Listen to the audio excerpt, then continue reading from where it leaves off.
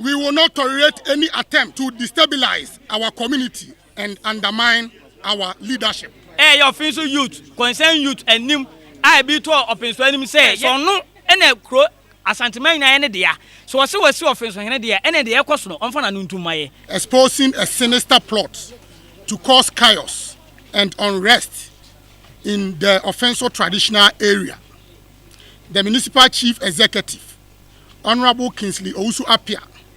and a deposed queen mother, Nana Amasewa Nyako, have been caught on record conspiring to disrupt the peace and stability of Offinso Man. In a disturbing event, the duo has been heard planning to hire thugs to attack and harm the newly installed Paramount chief of the Offinso traditional area tomorrow, Tuesday, 28th May 2024, during a funeral to be celebrated at Offinso Old Town. This heinous act is aimed at undermining the authority and legitimacy of the newly appointed leader, Nana Dwamena Akenten II. We wish to produce evidence with this audio. Members of the press, listen to this audio. The people of Offinso traditional area are outraged and demand immediate action to be taken against these individuals. We call on all relevant authorities to investigate this matter urgently and bring the perpetrators to justice. The stability and harmony of Offinso traditional area must be protected at all costs.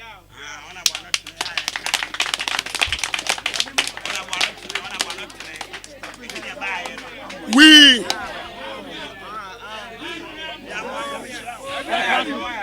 will not tolerate any attempt to destabilize our community and undermine our leadership. I repeat, we will not tolerate any attempts to destabilize our community and undermine our leadership. May that be bias. Edi can read it. In fact, America kreni yehu say oman hene e Offinso hene na na wiafia kenten wa firim na ofirimu no abusuano ehyiae ema eko eye Offinso eye fikesiem asante efie na ade ne kodure no yebo na basa ebo ne bede ema ekowie ya ama Offinso eyi ohene se ono ene ohene a odi Offinso eso eye Dwamena kenten na na Dwamena kenten otosumienu kroni nyina no ede ose ene oyo ebesia nana no but sesia na ye koso no Offinso kroi obeda sore no obi so say on ye ohene obeda ye say on so say omo ye youth bi o omo hia ene day no se mu youth ye hia ba bi eya ye youth a ye de ye dwene Offinso man ho ye dwene nananom ho ye dwene ofafo ye dwene nananom a omo wo hye dem ne ofafo ni nyina ho say ye ntimi ma kro no ena ne sasampa e ma ne nye ntokwa ye ntimi ma kafi e meda Offinso so ye de enim nyina ne say ye so eye asante akonya se wo se wayi Nana Dwamena kenten toso mienu a ye de enim ne say wo ye ohena a ye yina ma Offinso oni ho a ye ni ho se ne Offinso ba na so wo se onye ohene biem wo de ohene wo fa abre ya sa ohene no ye ne betena Offinso ba se sia de enim ye Nana Dwamena kenten otoso mienu nyame nhira mo e ma kro no puntuo kra so e se ka kire bebire efiri se ama ye hu nipa a odi oman ne so ama aboaye ama mpuntuo so etima ba Offinso eti se de wo ka no ye hu de ese ne ye de enim anyam ne eta na chi se ono ene ye ohene e wo Offinso ba de enim ne se Offinso ayi Nana a ye frɛ Nana Amoako a ye Dwamena kenten otoso mienu wo na ye Offinso ma hene de enim no ye nim se to ye na busuan bebire na de omo e de ato akoi Offinso so de enim se asantema nyina no kro ne ye ni wura ofrɛ wo mo no omu di nkomo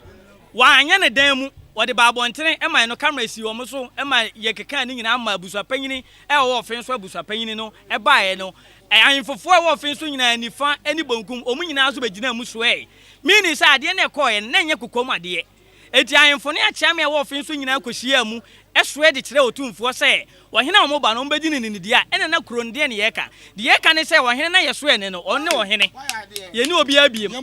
yɛnya mpuntuo yɛnya sɛ nkɔsoɔ ɛbɛkɔ ɔmanim eti adwumasɛm emrante na esi yɛhyia mu aha ɛdeɛ na ɛkɔ so yi ɛka saa mrenka mu yɛ adwuma ɛnkɛyɛ ɛso bɛsɔre no yɛse kuro no we adane we ayɛsei yɛde yɛpɛkom yɛ yɛpasomdue ɛma yɛkuro Offinso adesɛdeɛ a mede gyina menuanom yɛ Offinso youth concern youth anim a bi to Offinso anim sɛ yɛde ɔne yɛ dan no yɛ nanano no ɛnkyɛ akora na odi yɛ akwasidɛ ɛsa di 25 years yɛnim sɛ odie no Oton safra aheman ne ahemfo nyina ma yekuro ohene ekobi eduru sa ahemfofo kora no aheman no aduane no yehwe ma yehu ye Offinso hema enim se yedi eni hema edi enim nyina ne se ade se de to ne se so no ene kuro asanteman nyina ne de ya so wo se wasi Offinso hene de ya ene de ekoso no omfa na no ntumaye